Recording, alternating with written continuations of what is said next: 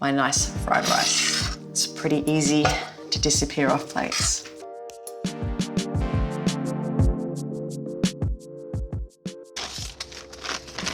Everyone has their own childhood memory of takeaway fried rice from their local Chinese.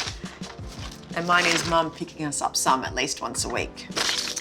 What I like most about fried rice is that you can cook it to suit how you feel or what's in the fridge, or in this case, what's in the bag. Eatmarleyspoon has 7 different options for vegetarian and vegan recipes every single week, and this is one of them. First up, let's peel some ginger.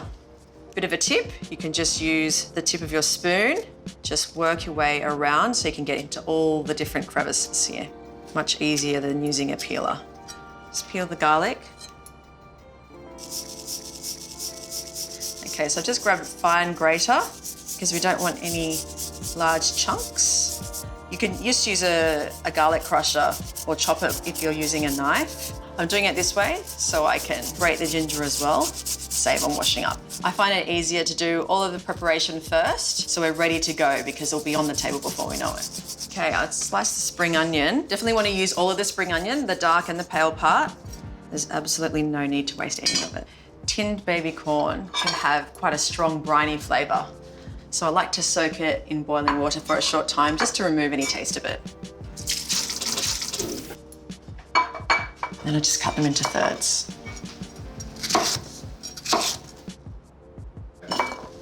Stir-fried snow pea sprouts are my absolute favourite vegetable dish in Chinese restaurants. My family can't get enough of them. I cut them into thirds because they can be a bit stringy when you eat them. And I'm just going to pop them in with the baby corn.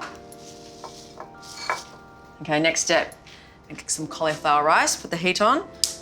I find that the best way to make cauliflower rice is to chop it by hand, so you have a bit more control over it. You can save time in a food processor, but you need to take extra care not to over-process because all of the water will come out of the cauliflower.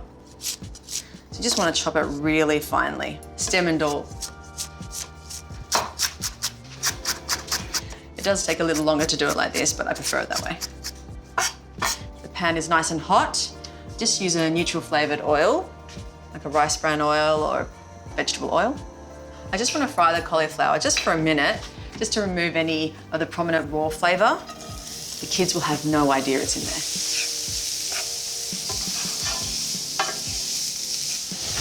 Transfer it to a bowl. We don't want it to overcook it because we still want it to have a bit of texture. Next step, pour some boiling water on the snow pea sprouts and baby corn. And you just want to wait until they turn nice bright green. That's all it needs. Just refresh it under cold running water now. Looking great. Now we can get into the cooking.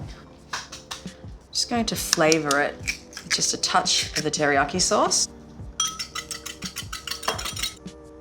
Okay, so that oil's nice and hot. Pop the egg in.